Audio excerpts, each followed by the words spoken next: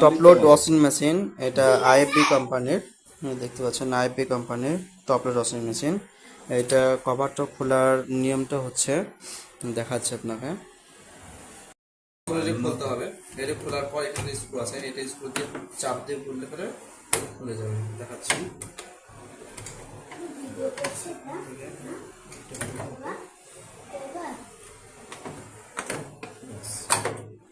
খুলে গেল। তারপর স্ক্রুটা আছে,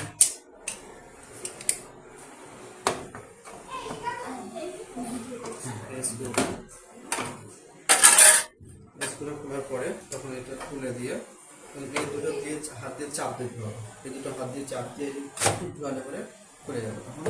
তখন লকটা ছেড়ে যাবে, লকটা ছেড়ে যাবে। এটা খুলে গেল।